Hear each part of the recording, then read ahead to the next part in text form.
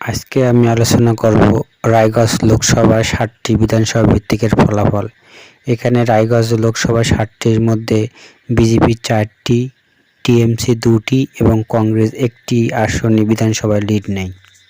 রায়গঞ্জ লোকসভা এখানে ব্যালট পেপারে এখানে টিএমসি ভোট পায় 1550, বিজেপি ভোট পায় 2253, কংগ্রেস ভোট পায় 579, বিজেপি ব্যালট পেপারে 703 ভোটের লিড পেয়ে এগিয়ে থাকে।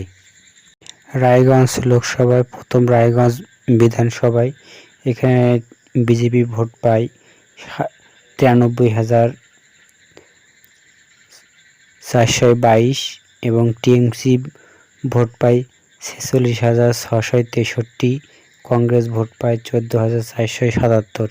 এখানে বিজেপি 46,739 ভোটে লিড নিয়ে এগিয়ে থাকে। তারপরের বিধানসভা কালিয়াগঞ্জ। এই বিধানসভায় বিজেপি ভোট পায় 1,36,301, টিএমসি ভোট পায় 78,358, কংগ্রেস ভোট পায় 17,807। এখানে বিজেপি লিড পায় 57,944 ভোটে লিড নিয়ে এগিয়ে থাকে। তারপরের বিধানসভা হলো হেমতাবাদ বিধানসভা। এখানে বিজেপি ভোট পায় 96,161, টিএমসি ভোট পায় 88,366, কংগ্রেস ভোট পায় 33,115। বিজেপি এই বিধানসভায় 7,895 ভোটে লিড পায়। তারপরের বিধানসভা হলো করণদিঘি বিধানসভা। এখানে বিজেপি ভোট পায় 86,135, টিএমসি ভোট পায় 64,563, কংগ্রেস ভোট পায় 55,046। এখানে বিজেপি লিড পায় 21,572 ভোটে লিড নিয়ে গিয়ে থাকে। তারপরের বিধানসভা হলো চাকুলিয়া বিধানসভা।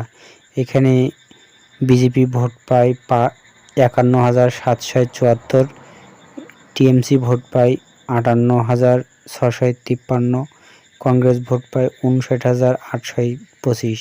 কংগ্রেস এখানে লিড পায় 1,172 ভোটে লিড নিয়ে এগিয়ে থাকে।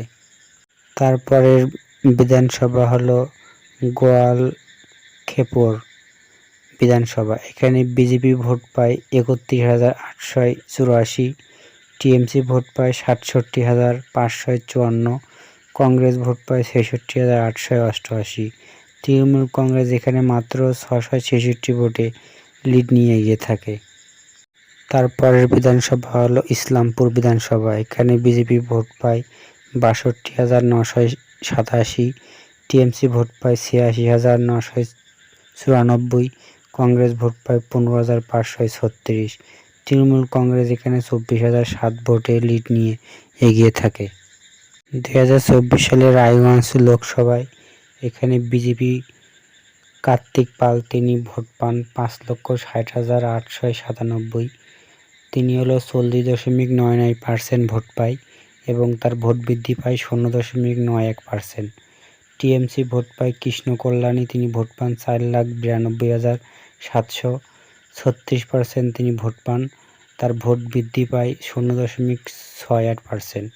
কংগ্রেস এখানে ভোট পান আলী ইমরান রেয়াজ, তিনি ভোট পান 2,63,273 ভোট, তিনি 19.24% ভোট পান। এখানে বিজেপি 68,197 ভোটে এই রায়গঞ্জ লোকসভাটি জয়লাভ করে।